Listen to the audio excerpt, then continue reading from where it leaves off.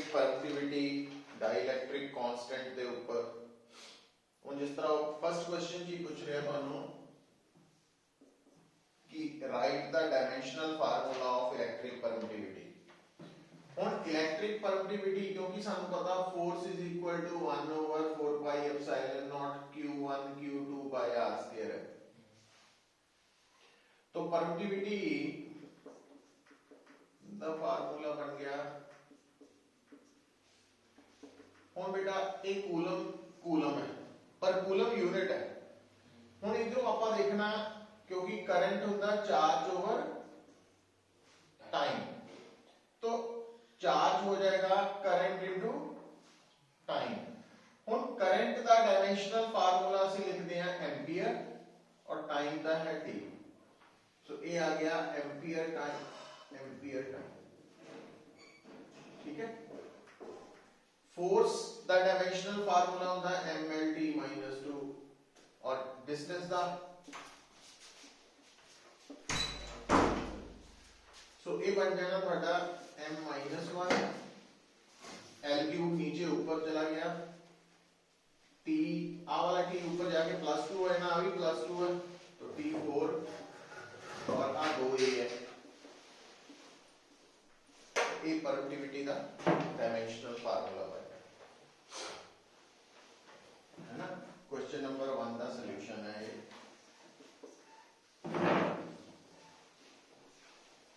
तो note down कर सकते हैं।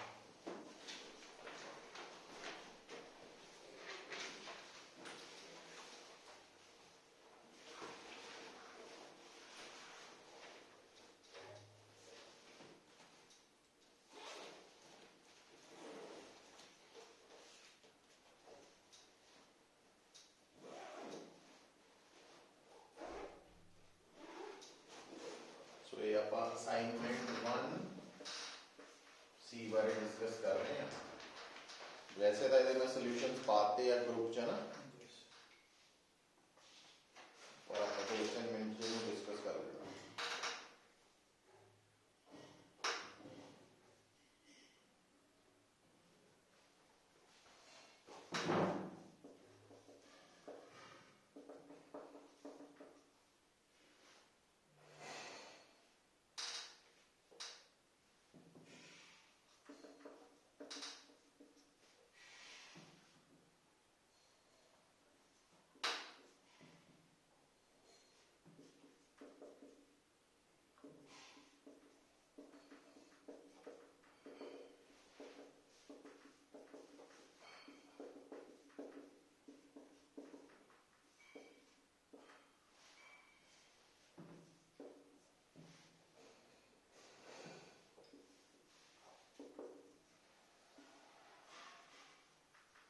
ऑलरेडी आप डिस्कशन थ्योरी भी कीते हुए हैं, आ नहीं सी कीता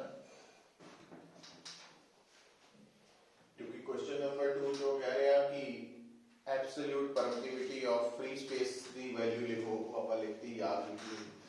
क्वेश्चन नंबर 3 जो कह रहा है कि डाइइलेक्ट्रिक कांस्टेंट अगर 1 है यूनिटी मींस तो परमिटिविटी कितनी होएगी, क्योंकि सानू पता है डाइइलेक्ट्रिक कांस्टेंट और रिलेटिव परमिटिविटी बराबर है। सो रिलेटिव परमिटिविटी का फार्मूला है, तो फिर परमिटिविटी होगी रिलेटिव इनटू एप्सिलॉन नॉट, आ 1 है। सो इसका मतलब और इसकी वैल्यू लिखी जा सकती है। फोर्थ जो कह रहा है कि डाइइलेक्ट्रिक कांस्टेंट जो है उसका यूनिट दे डायमेंशंस लिखो, यूनिटलेस है, डायमेंशनलेस है। अच्छा, क्वेश्चन नंबर 5 की याद रखना कि जेडे मेटल्स है इन्हां दा डाइइलेक्ट्रिक कांस्टेंट इनफाइनाइट हुंदा। याद रखना क्यों हुंदा, वो अगे लेटर ऑन आएगा। 6 यूनिट ऑफ परमिटिविटी लिखने हैं तो वो आ लिखे हुए हैं ਤੁਹਾਡੇ को। 7 ਦੇ ਵਿੱਚ अगर डाइइलेक्ट्रिक कांस्टेंट पानी का 80 है तो उसकी रिलेटिव परमिटिविटी वो 80 हो गई। और परमिटिविटी कितना कटनी है, क्योंकि epsilon r epsilon by epsilon not है, तो एप्सिलॉन की value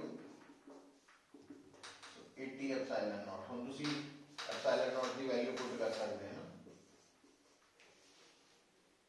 can relative permittivity be greater than और लेस देन 1, तो लेस देन 1 नहीं हो सकती, कांट बी लेस 1 क्यों क्योंकि एप्सिलॉन r ਹੁੰਦਾ एप्सिलॉन बाय एप्सिलॉन नॉट ਤੇ एप्सिलॉन ਦੀ ਵੈਲਿਊ ਹਮੇਸ਼ਾ greater than equal to 1 epsilon naught अच्छा 9th ਦੇ ਵਿੱਚ 1 by 4 pi एप्सिलॉन नॉट ਦੀ ਵੈਲਿਊ ਤੁਹਾਨੂੰ ਦੱਸੀ ਹੋਈ ਹੈ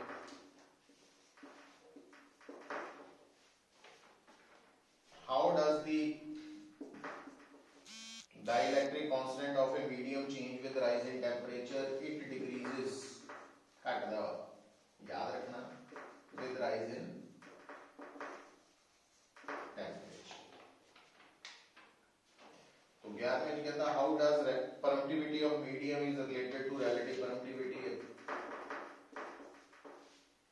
और बाद में जो आंसर है कि relevance of large value of dielectric constant for water की रेलेवेंस ये है कि it is a good solvent due to polar nature of its molecules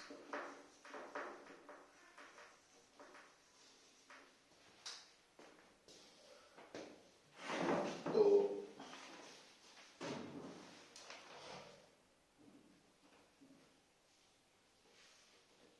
ठीक है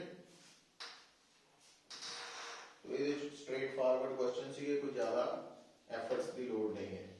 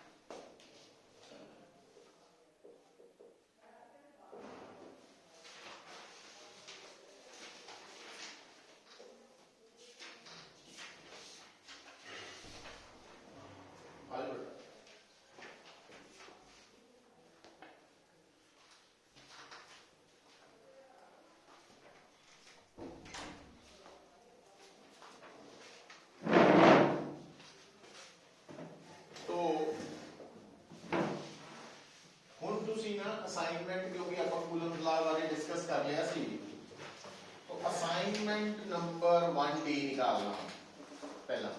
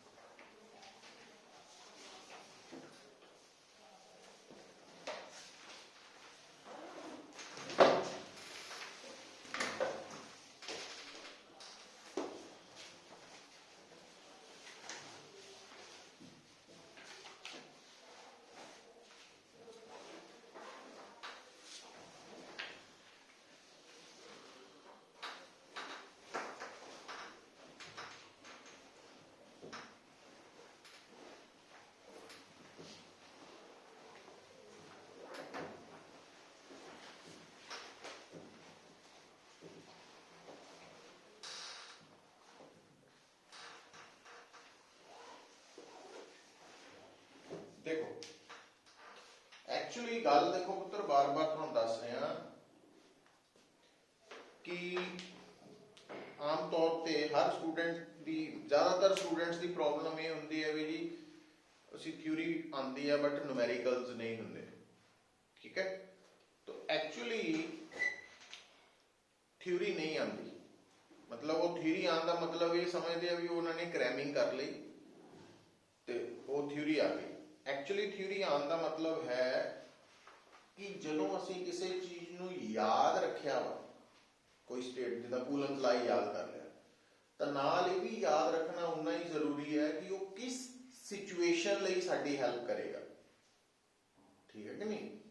ਹੁਣ ਜਿਸ ਤਰ੍ਹਾਂ ਵੀ ਅਗਰ ਮੰਨ ਲਓ ਤੁਸੀਂ ਆਪਾਂ ਰੂਟੀਨ ਡੇਲੀ ਲਾਈਫ ਦੀ ਗੱਲ ਕਰੀਏ ਵੀ ਸਪੋਜ਼ ਕਰੋ ਮੇਰੇ ਕੋਲ ਇੱਕ ਪੈਨ ਹੈ ਹਨਾ। ਹੁਣ ਸਾਨੂੰ ਪਤਾ ਪੈਨ ਦਾ ਕੰਮ ਕੀ ਹੈ, ਲਿਖਣ ਲਈ, ਔਰ ਇੱਕ ਸਕਰੂ ਡਰਾਈਵਰ ਹੈ, ਪੇਚਕਸ ਹੈ, ਉਹਦਾ ਕੰਮ ਕੀ ਹੈ, ਪੇਚਕਸ, ਉਹਨੂੰ ਖੋਲਣਾ। ਠੀਕ ਹੈ ਕਿ ਨਹੀਂ? ਇਹ ਅਸੀਂ ਨਾਲ ਤਾਂ ਸਾਡੇ ਲਈ ਉਹ ਇੰਪੋਰਟੈਂਟ ਹੈ ਵੀ ਮੰਨ ਲਓ ਮੇਰੇ ਕੋਲ ਪੇਚਕਸ ਪਿਆ, ਪੈਨ ਪਿਆ, ਤਾਂ ਮੈਨੂੰ ਪਤਾ ਵਾ ਵੀ ਕਿਸ ਕੰਮ ਆਣਾ, ਤਾਂ ਮੈਂ ਉਹਨੂੰ ਵਰਤ ਸਕਦਾ। ਪਰ ਇੱਕ ਅਣਜਾਣ ਆਦਮੀ ਹੈ ਜਿਹੜੇ ਦੋਨੋਂ ਚੀਜ਼ਾਂ ਪਹਿਲੀ ਵਾਰ ਦੇਖੀਆਂ, ਤਾਂ ਉਹਦੇ ਲਈ ਜੇ ਉਹਨੂੰ ਕੋਈ ਕਹੇ ਕਿ ਲਿਖ ਕੇ ਲਿਖ, ਤਾਂ ਉਹਨੂੰ ਪਤਾ ਹੀ ਨਹੀਂ ਲੱਗਣਾ ਵੀ ਪੈਨ ਨਾਲ ਲਿਖਣਾ ਵਾ ਕਿ ਪੇਚਕਸ ਨਾਲ ਲਿਖਣਾ, ਖੋਲਣਾ ਕਿਹਦੇ ਨਾਲ। ਤਾਂ ਕਹਿਣ ਦਾ ਮਤਲਬ ਹੁੰਦਾ ਜਦੋਂ ਆਪਾਂ ਕੋਈ ਚੀਜ਼ ਪੜ੍ਹਨੀ ਹੈ ਤਾਂ ਨਾਲ ਅਗਰ ਤੁਸੀਂ ਇਸ ਗੱਲ ਦਾ ਧਿਆਨ ਦਓਗੇ, ਹਰ ਸਬਜੈਕਟ ਲਈ ਐਪਲੀਕੇਬਲ ਹੈ ਕਿ ਉਹ ਕਿਸ ਕੰਟੈਕਸਟ 'ਚ ਦੱਸੀ ਗਈ ਸੀ ਸਾਨੂੰ। ਹੁਣ ਕੂਲਮਜ਼ ਲਾ ਕਿਉਂ ਦੱਸਿਆ ਗਿਆ ਸੀ ਸਾਨੂੰ? ਕੂਲਮਜ਼ ਲਾ ਦੱਸਿਆ ਗਿਆ ਕਿ ਅਗਰ ਤੁਹਾਡੇ ਸਾਹਮਣੇ ਦੋ ਚਾਰजेस ਹੈ, ਔਰ ਕਿਹੜੇ ਪੁਆਇੰਟ ਚਾਰजेस, ਜਿਨ੍ਹਾਂ ਦੇ ਔਰ ਉਹਨਾਂ ਦੇ ਵਿੱਚ ਫੋਰਸ ਕੱਢਣੀ ਪੈ ਜਾਏ, ਤਾਂ ਤੁਸੀਂ ਕੂਲਮਜ਼ ਲਾ ਨੂੰ ਯੂਜ਼ ਕਰ ਸਕਦੇ। ਹੁਣ ਜਿਸ ਤਰ੍ਹਾਂ ਕੁਐਸਚਨ ਨੰਬਰ 1 ਹੈ, ਕੁਐਸਚਨ ਨੰਬਰ 1 ਦੇ ਵਿੱਚ ਮੈਂ ਕੀ ਦੇਖਦਾ, 2 point charges each of 1 coulomb, ਦੋਨਾਂ ਦਾ ਚਾਰਜ 1 ਕੂਲਮ ਹੈ, separated by 1 meter distance in air, experience a force of 9 into 10 raised to power 9 Newton। ਠੀਕ ਹੈ? ਹੁਣ ਮੈਂ ਇਸ ਸਿਚੁਏਸ਼ਨ ਨੂੰ ਕੋਸ਼ਿਸ਼ ਕੀ ਕਰਨੀ ਹੈ ਤੁਸੀਂ ਕਿ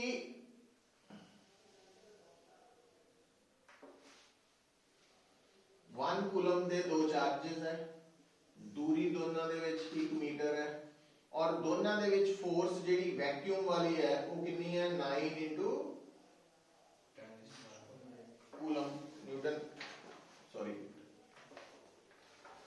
ਹੁਣ ਉਹ ਕਹਿੰਦਾ how much force is experienced ਬਾय them if they are immersed in water keeping the distance of separation between them same। अगर ये वैक्यूम च है तो आ फोर्स है। हुण वो कहता पिया कि ये चार्जेस वही है, दूरी भी वही है, पर ये हुण पानी आ गया, मीडियम बदल गया, तो इन्हां दे विच जिहड़ी फोर्स है वो हुण FM बन जानी, वो कढनी है। हुण अगर FV ते FM और नाल तीजी टर्म सी कल पढ़ी डाइलैक्ट्रिक कांस्टेंट, तिन्हां दा रिलेशन देखिए तो आपां डाइलैक्ट्रिक कांस्टेंट दी डेफिनेशन लिखी सीगी, तो इहदा मतलब FM की बन जानी। हुण आ सानू सीधी दित्ती हुई है, कूलम्स ला लाने की लोड़ ही नहीं, हुणे सीधी दे दित्ती, तो 9 into 10 raised to power 9 Newton by 80 आ तुहाडा आंसर आ गया। तो इन्नी फोर्स होएगी उन्हां च पानी च, है ना। तो ये क्वेश्चन नंबर 1 है। हुण अगर आप इकट्ठे नोट कर लियो, अगर नंबर क्वेश्चन नंबर 2 ते देखिए आप पढ़ो तो स्टेटमेंट अपने आप देखो तो की समझ आई तुहानू।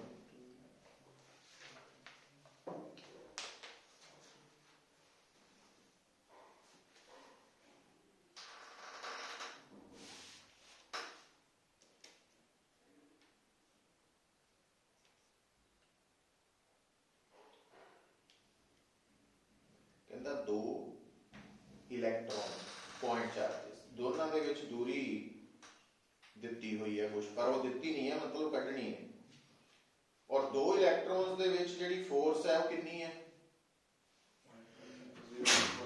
0.5 times the weight of electron, मतलब उन्हें सीधी फोर्स नहीं दिती, वेट ऑफ इलेक्ट्रॉन की टर्म च दिती है।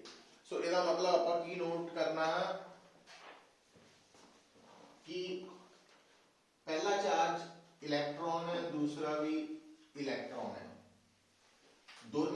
डिस्टेंस कढ़ना वो आर है और दोनों दे विच जिहड़ी फोर्स है वो एयर वाली है।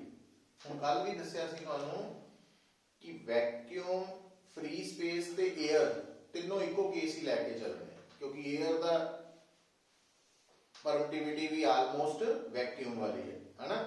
तो इसका मतलब ये एफ बी हो गई कितनी है 0.5 टाइम्स द वेट ऑफ हुण वेट एम जी हुंदा एम नहीं हुंदा एम मास है पर ये एम किहदा मास है इलेक्ट्रॉन का हुण पता होना चाहिए सानू वैसे दिता भी हुंदा पता 0.5 into 9.1 into 10 raised to minus 31 kg मास हो गया g की वैल्यू 10 ले ली।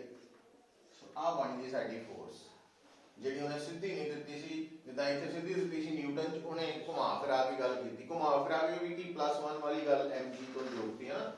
तो ये फोर्स आ गई ਹੁਣ फोर्स भी आ गई चार्जेस भी आ गए डिस्टेंस ਕੱਢਣਾ कोई गल नहीं सीधा फार्मूला कूलम्स लॉ लगाया q1 q2 ओवर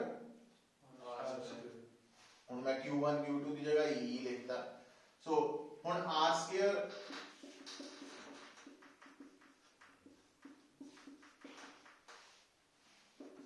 आई की वैल्यू कितनी है 9 into 10 raised to power 9 ध्यान रखना ऊपर रहनी है और e स्क्वायर की value 1.6 into 10 raised to power minus 19 ਨੂੰ दो बारी भी लिख सकते हैं स्क्वायर करके भी लिख सकते हैं और f की वैल्यू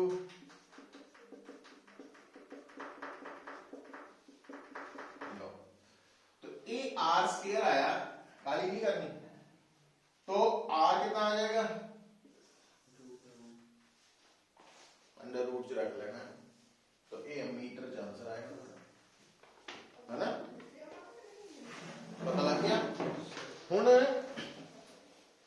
नेचर ऑफ प्रॉब्लम नू पहचानना पैना आपां और ये सारा कुछ निकलना प्रैक्टिस तो आ घबराने की कोई लोड़ नहीं होती ठीक है क्योंकि हुण देखो हर चीज जिहड़ी आ वो इक्को तरह नाल ही सीखी जाती है उहदे लई बेसिक आइडिया वही रहना कितना रहना ਹੁਣ ਜਿੱਦਾਂ ਮੰਨ ਲਓ ਕਿੱਧਰ ਤੇਰਾ ਘਰ ਕਿੱਥੇ ਹੈ ਰਾਜਾ ਗਾਰਡਨ ਹੈ ਨਾ ਤੇਰਾ ਮੇਰਾ ਨਾਲ ਹੀ ਕਿੱਥੇ ਕਈ ਬੇਕਰੀ ਦੇ ਨਾਲ ਹੈ ਨਾ। ਹੁਣ ਜਿੱਦਾਂ ਤੇਰਾ ਰਾਜਾ ਗਾਰਡਨ ਹੈ ਕਪੂਰਥਲਾ ਰੋਡ ਤੇ ਠੀਕ ਹੈ ਹੁਣ ਤੂੰ ਇੱਧਰ ਟਿਊਸ਼ਨ ਪੜ੍ਹਨ ਆਣਾ ਹੋਵੇ ਤੇ ਮੈਨੂੰ ਫੋਨ ਕਰੇ ਤਾਂ ਮੈਂ ਕਿੱਦਾਂ ਦੱਸਾਂਗਾ ਵੀ ਮੈਂ ਕਿੱਥੇ ਰਹਿਣਾ ਪਹਿਲਾਂ ਤਾਂ ਮੈਂ ਕਹੂੰਗਾ ਵੀ ਮੈਂ ਰਹਿਣਾ ਫੁੱਟਬਾਲ ਚੌਂਕ ਦੇ ਨੇੜੇ है ना या नकोदर चौक के नेड़े ताकि उस एरिया का पता लग जाए। फिर मैं कहूँगा ਉਹਦੇ ਕੋਲ रिजेंट पार्क होटल है मतलब और ਉਹਦੇ नजदीक आ रहे हैं तो ताकि वो बड़े एरिया तो छोटा होता जाए है ना तो ਤਾਂ ਤੂੰ ਪਹੁੰਚ ਸਕਦਾ ਹਾਂ ਤੈਨੂੰ ਉਹ ਏਰੀਆ ਪਤਾ ਸੀਗਾ ਵੀ ਹਾਂ ਇਧਰ ਸਾਈਡ ਤੇ ਫੁੱਟਬਾਲ ਚੌਂਕ ਹੈ ਤੇ ਜੇ ਮੈਂ ਕਹਾਂ ਮੈਂ ਮਕਸੂਦਾ ਸਾਈਡ ਰਹਿਣਾ ਫਿਰ ਤੈਨੂੰ ਪਤਾ ਲੱਗ ਜਾਣਾ ਵੀ ਉਹ ਉਧਰ ਜਾਣਾ ਪੈਣਾ ਉੱਥੇ ਕਿਹੜਾ ਏਰੀਆ ਵਾ ਕਿਹੜੀ ਕਲੋਨੀ ਹੈ ਫਿਰ ਉਸ ਤੋਂ ਬਾਅਦ ਅਗਲੇ ਸਟੈਪਸ ਆਣੇ।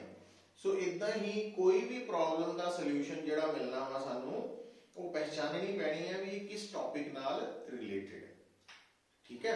तो हुण क्योंकि तुसी नकोदर चौंक फुटबाल चौंक हर एरिया च घूमते फिरते रहने वो याद हो गया तुहानू रिवीजन जिन्हों कहते हैं तो उसी तरह नाल इत्थे रिवीजन करनी पैनी मतलब एक गल हुंदी पुत्तर बार बार देखो एक हुंदा गल नू समझना वो तो समझ आ गई सानू क्लास च पर उन्होंने फिर रिटेन करके रखना संभाल के रखना ताकि लोड़ पैन ते वरती जा सके वो रिवीजन तो निकलनी है तो जे रिवीजन ज्यादा कर लांगे तो वो ज्यादा देर तक रिटेन रहेगी जे घट करांगे तो घट रहेगी। मान लो आपां किसी आदमी के घर जाने पहली बार और एक बार जाके असी 5-7 साल 10 साल बाहर चला गए 15 साल बाद मुड़ के आइए तो सानू शायद ही याद रहे कित्थे सीगा दोबारा सारा करना पैना। पर जे मान लो तुसी लगातार ही 10-12 दिन उहदे घर जाते रहे हैं फिर चाहे 20 साल बाद भी आ जाओ तां भी तुहानू पता होएगा मीनस इत्थे हैगा वा। सो कहने दा मतलब दिमाग जिहड़ा साडा वा वो एक प्रिंटिंग मशीन कह लो है ना अखां जिहड़ियां देख रही वा कान सुन रहे गल्लां ये रिवीजन है मतलब इनपुट्स है उसमें तो जिन्ना मैटर प्रिंट हो जाएगा डार्क तो टाइम ने उन्होंने की करना फेड हल्का करना वा तो जिन्ना शुरू च डार्क कर लोगे तो फेड होने के बावजूद भी वो सानू नज़र आता रहता। सो ये जिहड़े न्यूमेरिकल्स है एक तो मैं करवा ही रहा तुहानू है ना, ये सोल्यूशनस भी ग्रुप च जा रहे हैं तुहानू, पर आप प्रैक्टिस करोगे तो गल बननी शुरू होनी है। और प्रैक्टिस लिए सारे करने की लोड़ नहीं होंगी, एक आइडिया जो पता क्लिक कर गया ना भी तो वो नाल दे 5-7 हो जाते शुरू च लगती प्रॉब्लम। सो नोट करो इन्हू पुत्र।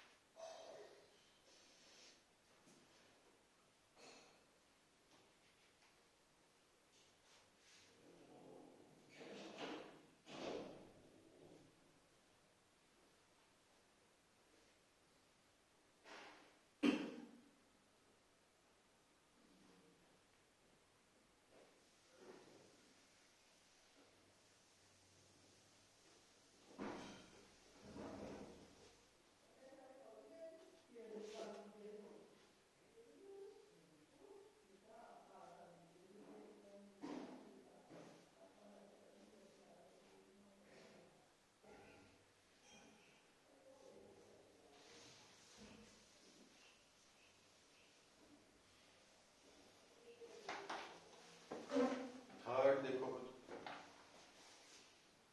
हुण जिहड़ा थर्ड है ना क्वेश्चन, इनू करन दे लई तुहानू इस गल की समझ होनी जरूरी है कि हर चीज नू अर्थ थल्ले नू पुल करती खिंचती है ग्रेविटेशनल फोर्स लगा के। और ये गल भी याद रखनी है किसी भी बॉडी ते कितनी ग्रेविटेशनल फोर्स लगती है ना, वो बॉडी के वेट के बराबर। बॉडी का वेट की है बेसिकली उहदे ते लगन वाली अर्थ की पुल, अर्थ की जिहड़ी खिच है वो बॉडी का वेट है। ਹੁਣ अगर तुसी क्वेश्चन नंबर 3 की स्टेटमेंट पढ़ोगे ਉਹਦੇ ਚ मटीरियल की बनी हुई पिथ बॉल है, एक ए है और अगे पढ़ोगे तो एक बी भी है, दूसरी सैकेंड बॉल। तो जी ए बॉल है ਉਹਦਾ मास भी दिता, ਉਹਦੇ ਤੇ चार्ज भी दिता। तो आप सिचुएशन के अकॉर्डिंगली तो आ एक बॉल है ए, ਇਹਦਾ मास भी दिता, चार्ज भी दिता। ਹੁਣ ਉਹ ਕਹਿੰਦਾ ਕਿ ਹੁਣ ਐਕਚੁਅਲੀ ਜੇ ਇਹਨੂੰ ਛੱਡਾਂਗੇ ਤਾਂ mg ਨੂੰ ਥੱਲੇ ਲੈ ਕੇ ਆਓ। ਉਹ ਕਹਿ ਰਿਹਾ ਦੱਸੋ ਇਹਦੇ ਨੀਚੇ दूसरी पिथ बॉल रखनी है, देखो पढ़ के देखो कितनी दूर रखी जाए नीचे,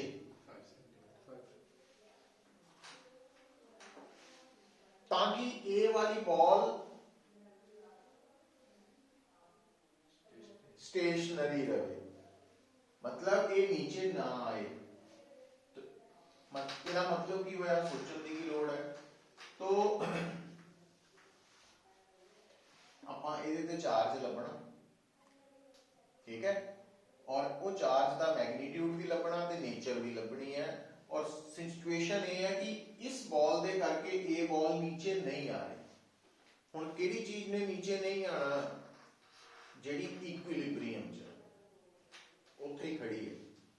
और इक्विलिब्रियम का मतलब हुंदा नेट फोर्स जीरो, मतलब उत्ते कुल जिन्नियां भी फोर्सिस लग रही उन्हां दा सम जीरो आना चाहिए। हुण अगर आप सोच के देखिए ए दे ऊपर एक तो फोर्स लग रही है उहदा वेट,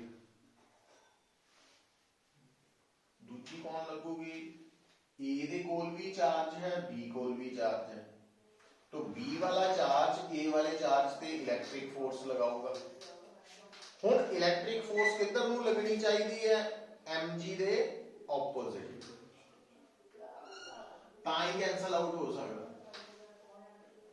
हुण ये जिहड़ी इलैक्ट्रिक फोर्स है ये तां ही उपर नूं लग सकती है जेकर बी दा चार्ज ए नूं की करे, अट्रैक्ट के रिपेल करे। हुण ए दा चार्ज किहड़ी नेचर दा दित्ता उहने, पॉजिटिव दा।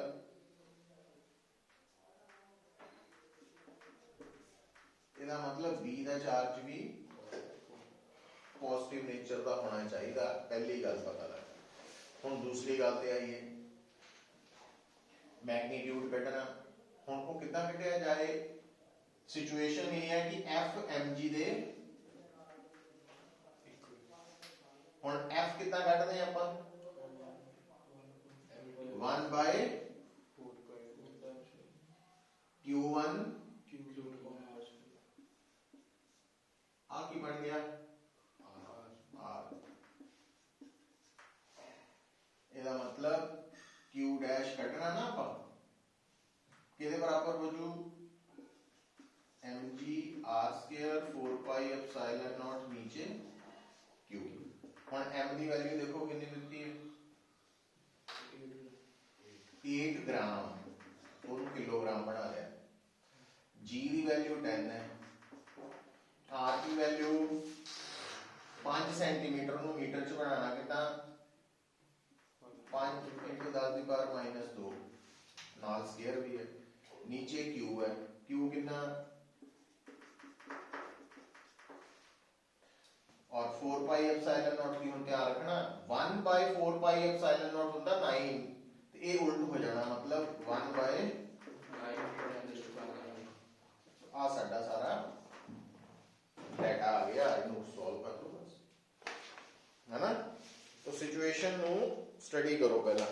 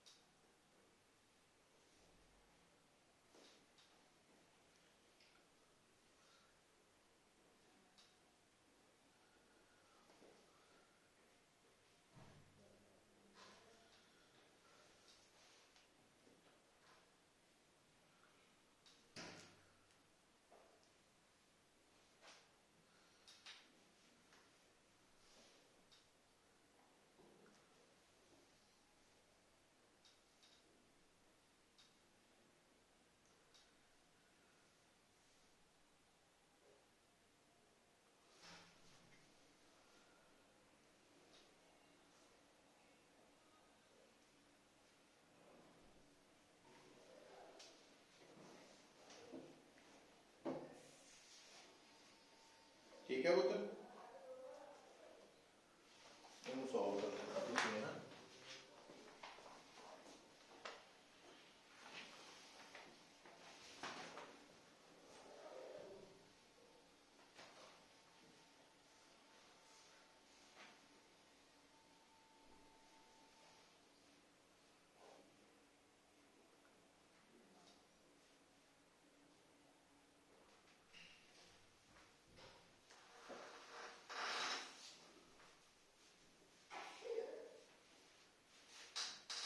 करना ना।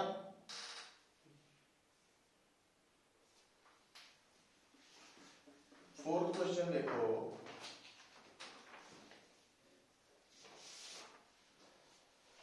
force of attraction between two point charges placed distance d in a medium is f। तो ਹੁਣ ਉਹ ਜਿਹੜੇ ਪੁਆਇੰਟ ਚਾਰजेस नहीं ਦਿੱਤੇ, तो मैं अपने को कहना भी एक चार्ज है q1, एक है q2, डिस्टेंस है d, तो फोर्स है f, और f force according to Coulomb's law बन जानी है ਆਪਾਂ मीडियम ਜਿਹੜਾ ਵਾ ਉਹ ਵੈक्यूम ਹੀ ਮੰਨ ਲੈਂਦੇ ਆ ਬਣ ਗਿਆ।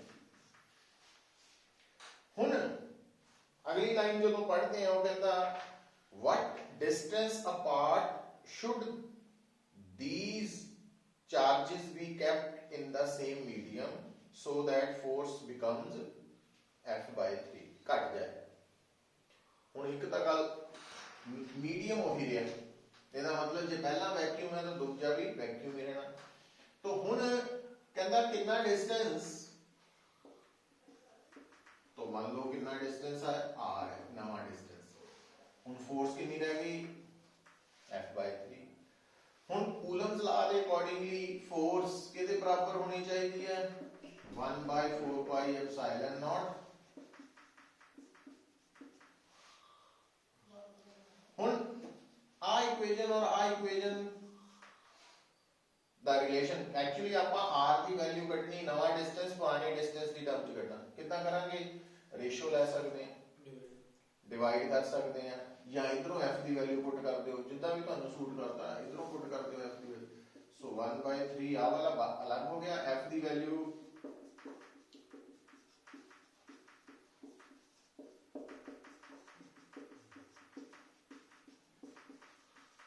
होना सारा कटिया गया, ਇਹਦਾ मतलब r² की आ गया 3d², तो फिर r बन गया √3d।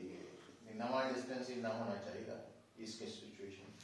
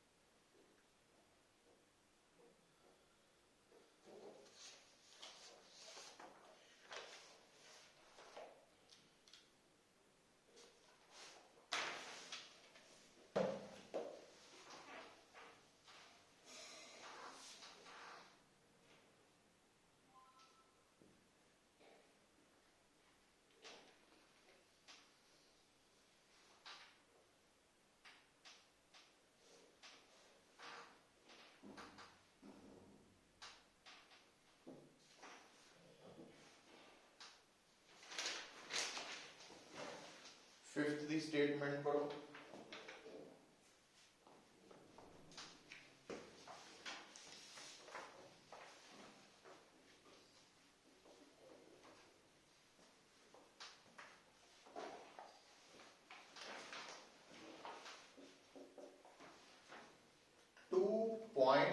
charges Q1 and Q2 are 3 meter apart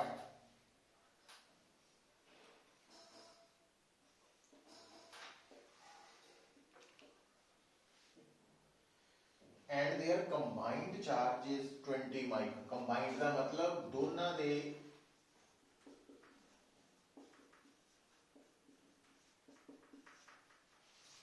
charge का sum. अच्छा हुण इथों if one repels the other with a force of दोनों च force कितनी है पुत्र 0.0.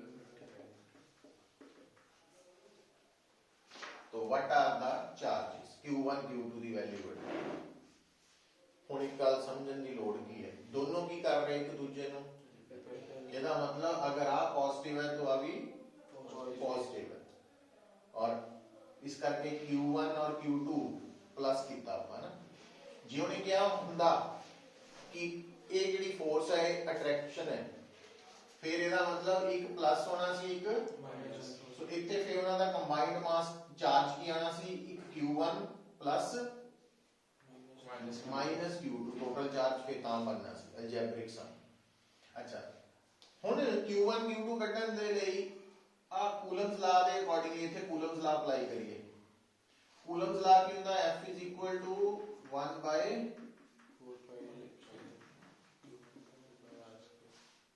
ਹੁਣ ਆ ਵੈਲਿਊ ਦਿੱਤੀ ਹੈ 0.075 ਆ ਵੈਲਿਊ ਹੈ 9 into 10 raised to power 9 Q1 Q2 R square बन जानी है 9 तो आ तक कैंसिल आउट हो गया तो Q1 Q2 कितना आ गया तो 0.075 आ नीचे आ जाना तो मैं ऊपर ही लिखता माइनस करके पता लगा हुण तुसी इनू इतना लिख सकते हैं आप 3 0 नीचे है 75 over 1000 है ना तो आ 1000 वाली 3 0 इतने में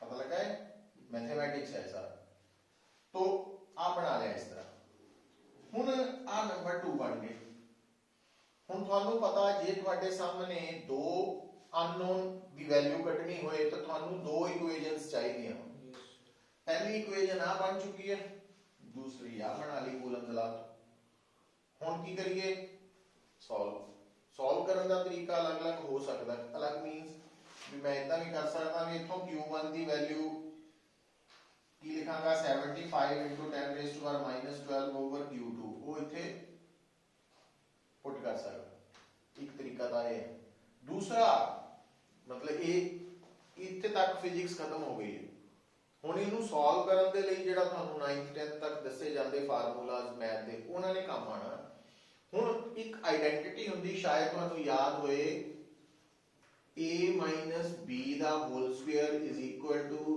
a b ਦਾ ਹੋਲ ਸਕੁਅਰ -4ab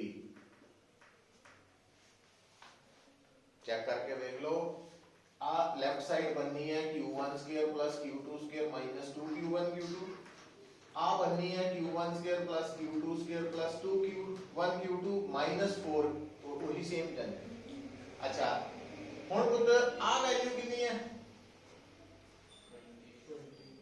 माइक्रो तो इनको भुलना नहीं 20 माइक्रो माइनस आ वैल्यू कितनी बन गई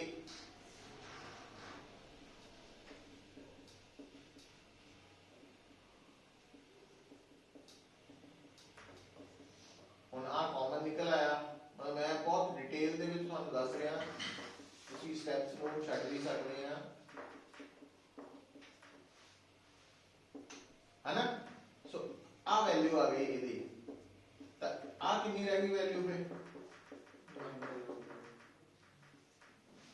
ਇੰਨੀ ਰਹਿ ਗਈ अच्छा आ जो वैल्यू रहेगी दूसरी आ वैल्यू है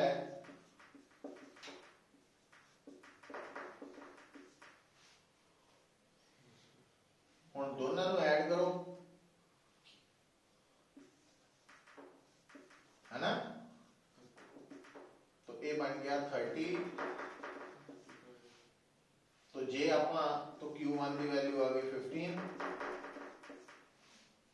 ਹੁਣ अगर Q1 की वैल्यू इत्थे पुट करते 15 तो Q2 कितनी आ गई 5 है ना। मतलब आ जिहड़ा पोर्शन तुहानूं मैं दस्सिया सॉल्व करके पुत्र इहदे विच सारा रोल जो तुसीं पहला मैथ पढ़िया या हुण पढ़ रहे हैं उहदा रोल बनना इत्थे फिजिक्स का रोल है। हुण ज़्यादातर इत्थे स्टूडेंट्स कई बार लिख पा जाते हैं भी फिजिक्स समझ सी बट उन्होंने सॉल्व करना नहीं आता तो इन्हां ते भी वर्क करने की लोड़ होंदी है।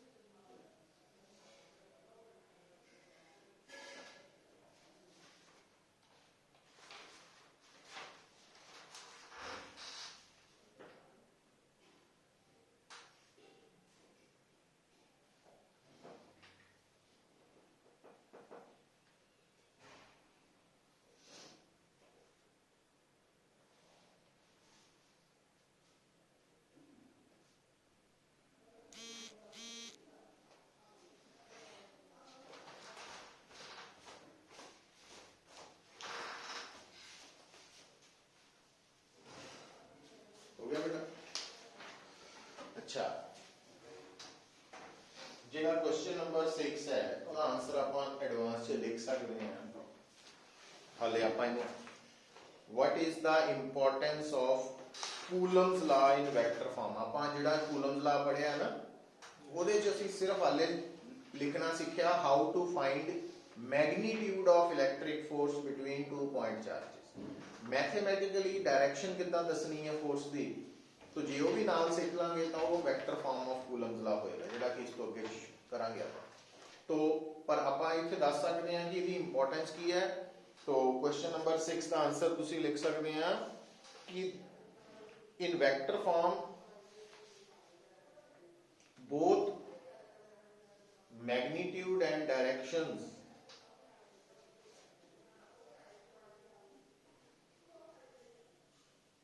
of electric force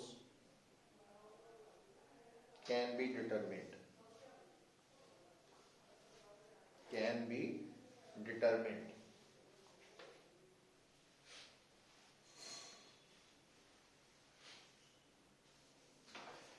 question number 7, is Coulomb's law a universal law? Universal law ਹੁਣ ਸ਼ਾਇਦ ਇਹ ਟਰਮ ਤੁਸੀਂ ਕਿਤੇ +1 ਚ ਪੜ੍ਹੀ ਹੋਏਗੀ ਕਿ ਜਿਹੜਾ ਨਿਊਟਨਸ ਲਾਅ ਆਫ ਗ੍ਰੈਵਿਟੇਸ਼ਨ ਹੈ, ਜਿਹਦੇ ਚ ਅਸੀਂ ਕੈਲਕੂਲੇਟ ਕੀਤਾ ਸੀ gravitational force between two point masses, F is equal to capital G m1 m2 over r square। ਉਹ ਯੂਨੀਵਰਸਲ ਲਾਅ ਕਿਉਂ ਸੀ? ਕਿਉਂਕਿ ਨਿਊਟਨਸ ਲਾਅ ਦੇ ਵਿੱਚ ਜਿਹੜਾ ਕੈਪੀਟਲ G ਸੀ ਨਾ, ਉਹਦੀ ਵੈਲਿਊ ਹਰ ਮੀਡੀਅਮ ਸੇਮ ਰਹਿੰਦੀ ਸੀ, ਪਰ ਜਦੋਂ ਆਪਾਂ ਕੱਲ ਕੂਲਮਸ ਲਾ ਕਰ ਰਹੇ ਸੀ ਤਾਂ ਉੱਥੇ ਜਿਹੜਾ ਕਾਂਸਟੈਂਟ ਆਫ ਪ੍ਰੋਪੋਰਸ਼ਨੈਲਿਟੀ ਸਮਾਲ k ਲਿਖਿਆ ਸੀ, ਉਹਦੀ ਵੈਲਿਊ ਡਿਫਰੈਂਟ ਮੀਡੀਅਮ ਚ डिफरेंट सी, इस करके यूनिवर्सल लॉ नहीं है। तो लिखो it is not a universal law because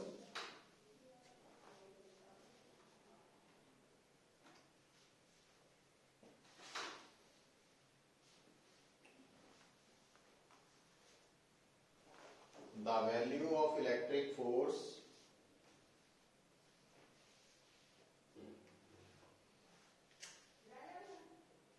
between 2 point charges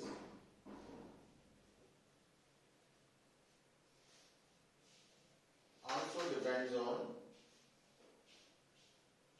काते डिपेंड करती है, nature of the medium, nature of the medium. अच्छा, क्वेश्चन नंबर 8। क्वेश्चन नंबर 8 ਦੇ ਵਿੱਚ ਜਿਹੜੀ ਹਿੰਡਰੈਂਸ ਹੈ, ਰੁਕਾਵਟ ਹੈ, ਉਹ ਸਿਰਫ ਕੀ ਹੈ ਕਿ ਤੁਸੀਂ ਇਲੈਕਟ੍ਰਿਕ ਫੋਰਸ ਕੱਢਣੀ ਹੈ ਕਿਹੜੇ ਦੋ ਪਾਰਟੀਕਲਸ, ਅਲਫਾ ਪਾਰਟੀਕਲਸ। ਪਰ ਜੇ ਤੁਹਾਨੂੰ ਅਲਫਾ ਪਾਰਟੀਕਲਸ ਦਾ ਚਾਰਜ ਹੀ ਨਹੀਂ ਪਤਾ ਤਾਂ ਗੜਬੜ ਹੋ ਜਾਣੀ। तो इस करके ਤੁਹਾਨੂੰ ਡਿਸਟੈਂਸ ਦਿੱਤਾ ਸੀਗਾ, ਫੋਰਸ ਕੱਢ ਲੈਣੀ ਹੈ, ਪਰ ਕਿੱਦਾਂ ਕੱਢਣੀ ਹੈ ਉਹਦੇ ਲਈ ਮੈਂ ਇੱਕ ਟੇਬਲ ਬਣਾ ਰਿਹਾ ਪੁੱਤਰ, ਜਿਹੜਾ ਕਿ ਤੁਹਾਨੂੰ ਹੈਲਪ ਕਰੇਗਾ। देखो जितना इलेक्ट्रॉन है,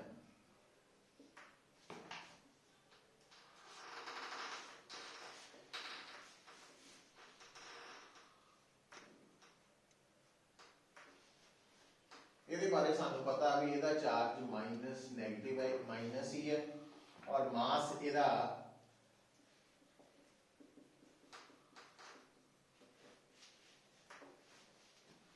जी आ जाए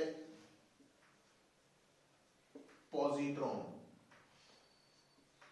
तो ਇਹਦਾ ਚਾਰਜ प्लस ई है, पर ਇਹਦਾ मास इलेक्ट्रॉन वाला ही है, me। तो me का मतलब याद रखना। अच्छा, एक है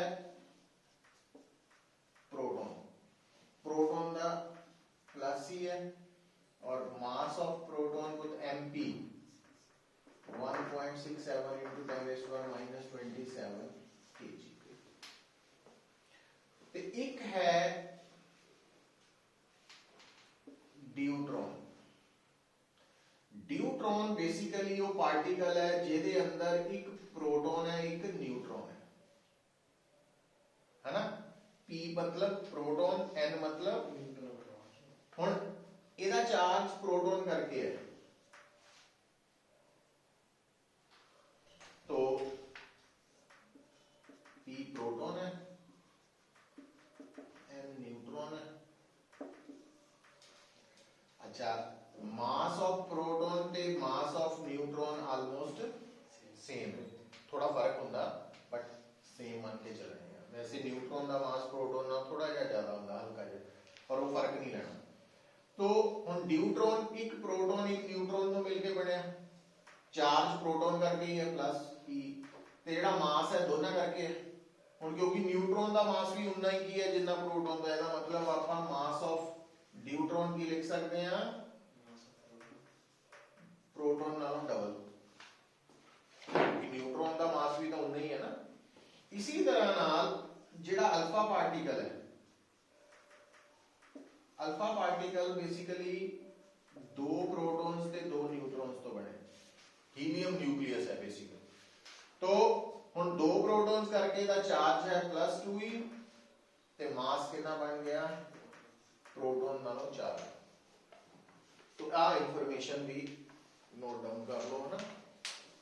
ताकि थानू अगर कोई पार्टिकल बारे दसिया जाए तो तुसी ओदा मास ते चार्ज दस सकते हो। ठीक है।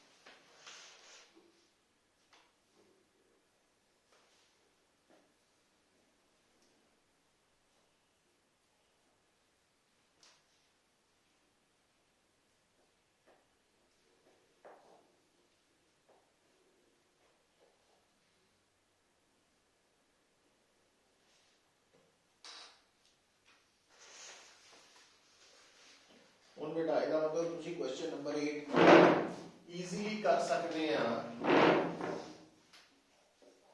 क्योंकि आ भी अल्फा पार्टिकल है, आ भी अल्फा पार्टिकल है और दोनों ਦੇ ਵਿੱਚ ਦੀ दूरी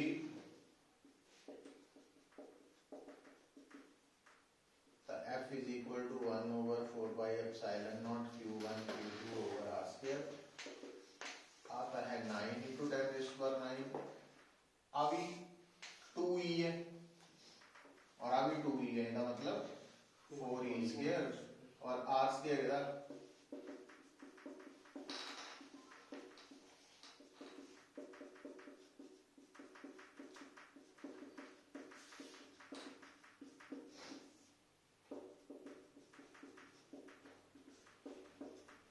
सॉल्व कर ली।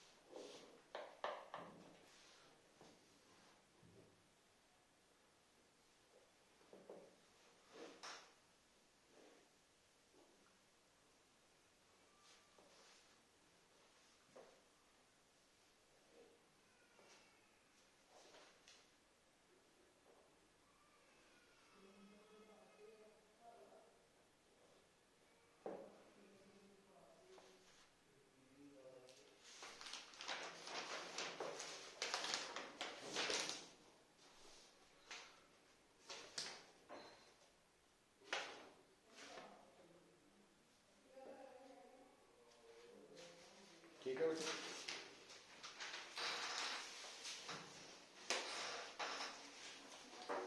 फिर देखो question number 9 given two positive ions each carrying charge q are separated by distance d and if F is the force of repulsion between the ions the number of electrons missing from each ion will be। पहली situation है कहता है कि दोनों ions ਤੇ charge q है, दोनों ਦੇ ਵਿਚਲੀ दूरी d है और दोनों च फोर्स f है, तो f बन गई 1/4 pi epsilon naught q1 q2 over r square, r d है, तो f is equal to 1/4 pi epsilon naught q square by, तो चार्ज बन गया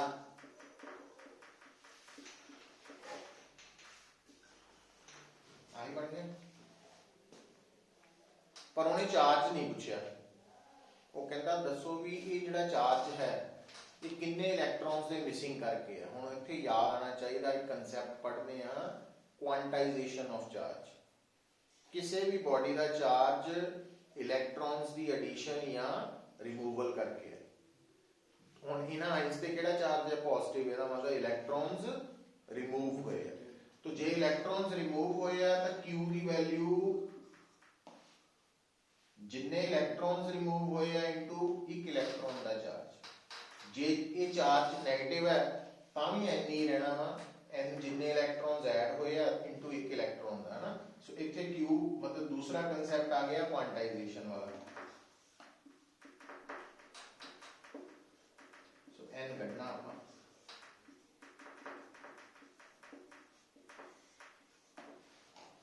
हुण ऑप्शन देख लो। उन्होंने की किया देखो, आ वाला ई वैसे अंडर रूट चो बाहर है, तो जे इनू अंडर रूट च ले आना तो ऑप्शन टिक कर लो, है ना।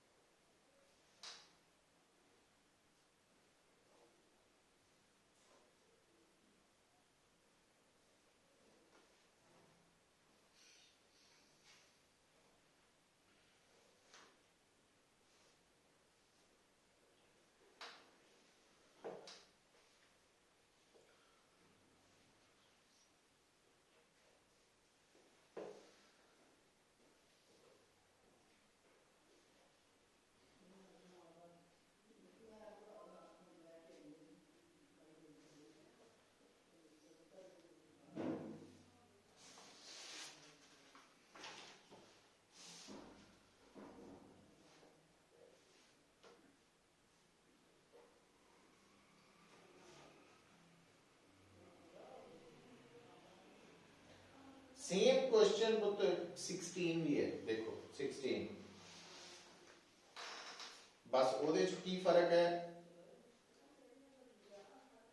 वैल्यूज दी हैं, डिस्टेंस की वैल्यू भी दी है 5 एंगस्ट्रॉम, जेडे चार्ज है दसना भी वो चार्ज किन्ने इलैक्ट्रॉन्स दे मिसिंग करके है, और फोर्स की वैल्यू भी दी हुई है। मतलब क्वेश्चन नंबर 16 दे विच आही फार्मूला लग जाना, बस d की वैल्यू कितनी हो गई 5 एंगस्ट्रॉम और f की value 3.7 into 10 raised to power minus 9 होगी, है ना।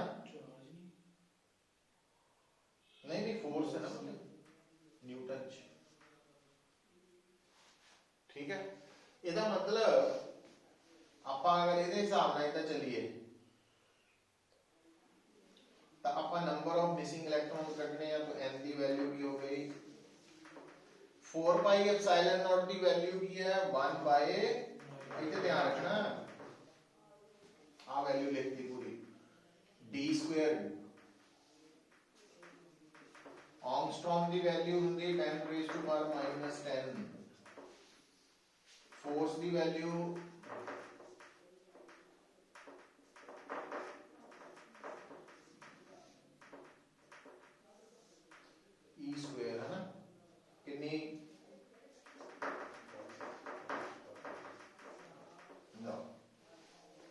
आंसर बन जाना ਤੁਹਾਡਾ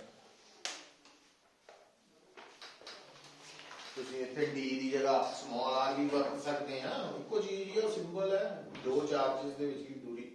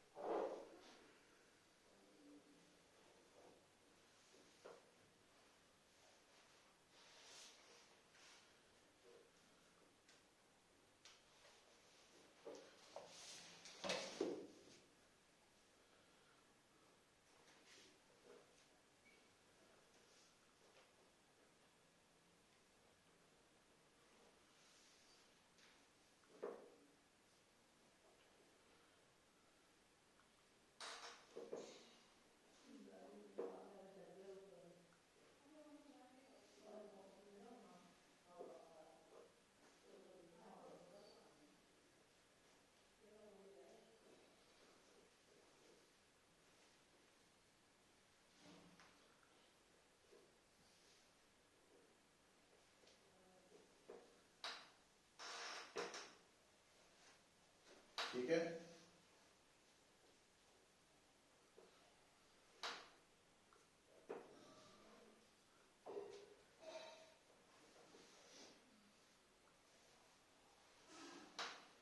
क्वेश्चन नंबर 10 देखोगे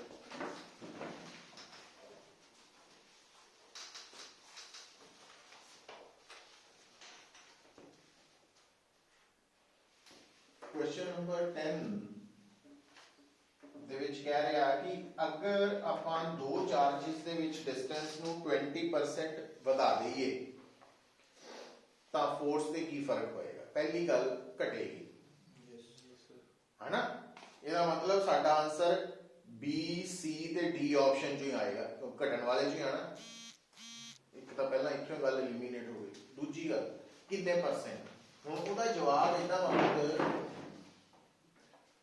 कि अगर आ दो पॉइंट चार्जेस है इनका डिस्टेंस है अगर r तो इस वक्त दी फोर्स F है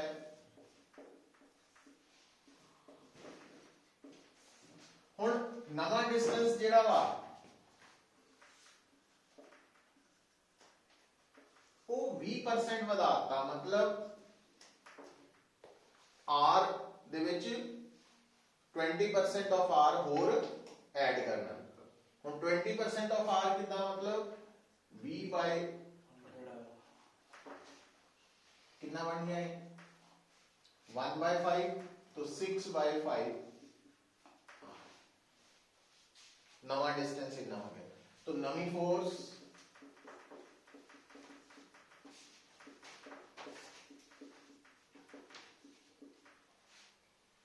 सो ਹੁਣ ਆਪਾਂ ਇਹਨੂੰ ਥੋੜਾ ਜਿਹਾ ਮੋਡੀਫਾਈ ਕਰੀਏ तो ये बन गया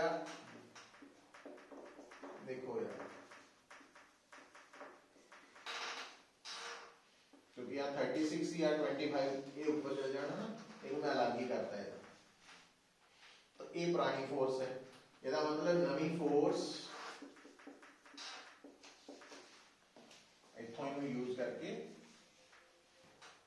जी नवी फोर्स है पुरानी नालों इन्ने टाइम्स हो गई पर उन्हें परसेंटेज दे बारे पूछा परसेंटेज कितना कटी दी है हमेशा नवी वैल्यू माइनस पुरानी वैल्यू मतलब change in value over original value into 100% ये परसेंटेज चेंज आ जाती हुण f dash minus f over f ही बन जाना तो f dash over f minus 1 calculation नु सौखा करना ਹੁਣ f डैश ओवर f ਦੀ ਵੈਲਿਊ ਕਿੰਨੀ ਹੈ 25 तो ये बन गई -11 बाय माइनस का मतलब डिग्रीज इदा भी समझ लो तो इनू सॉल्व किया जा सकता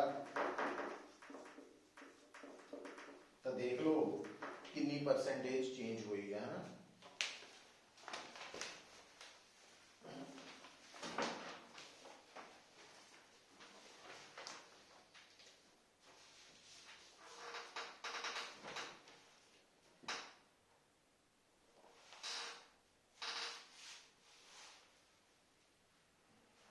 डी ऑप्शन आ जाएगी।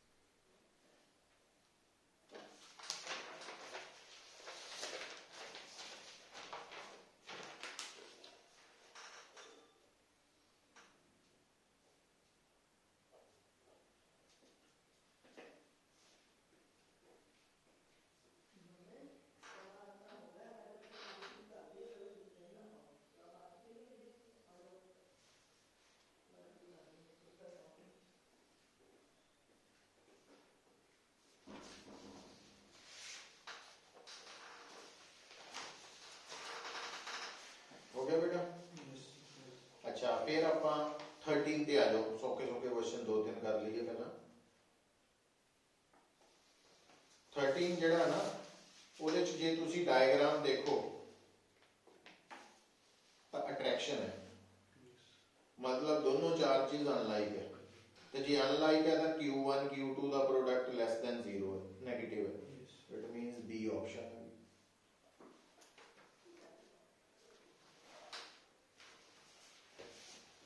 Question number 14. Question number 14 कहता है is Coulomb's law in electrostatics valid in all situations? तो लिखो it is valid only for point charges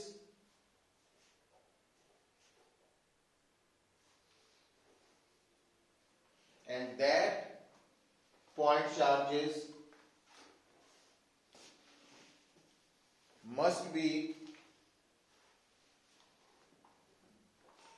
either at rest or moving with very small velocities, वो हल्के हल्के चलन, बहुत तेज ना चलन, है ना। और ਇਹਦੇ ਨਾਲ ਅਗਲਾ ਵੀ ਲਿਖ ਲਓ ਕਿ ਆਪਾਂ ਪ੍ਰੂਵ ਕਰਾਂਗੇ, ਕਿਉਂਕਿ ਹੁਣ ਇਹ ਕੱਲ ਕਰਾਂਗੇ ਜਦੋਂ ਕੂਲਮਸ ਵੈਕਟਰ ਫਾਰਮ ਕਰਾਂਗੇ, ਕਿ ਉਹਨੇ ਪੁੱਛਿਆ ਵਾ ਕਿ ਜਿਹੜੀ ਕੱਲ ਵੀ ਦੱਸਿਆ ਸੀ ਤੁਹਾਨੂੰ ਕਿ ਇੱਕ ਪੁਆਇੰਟ ਚਾਰਜ ਦੂਸਰੇ ਪੁਆਇੰਟ ਚਾਰਜ ਤੇ ਜਿਹੜੀ ਫੋਰਸ ਲਗਾਉਂਦਾ ਤੇ ਦੂਸਰਾ ਪੁਆਇੰਟ ਚਾਰਜ ਪਹਿਲੇ ਤੇ ਜਿਹੜੀ ਫੋਰਸ ਲਗਾਉਂਦਾ ਉਹ ਇਕੁਅਲ ਬਟ ਨਿਊਟਨ ਥਰਡ ਲਾ ਵੇ ਹੁੰਦਾ। ਇਹਦਾ ਮਤਲਬ ਇਹਦਾ ਆਨਸਰ ਕੀ ਆ ਜਾਏਗਾ? ਯੈਸ, ਕੂਲਮਸ ਲਾ obeys Newton third law of motion।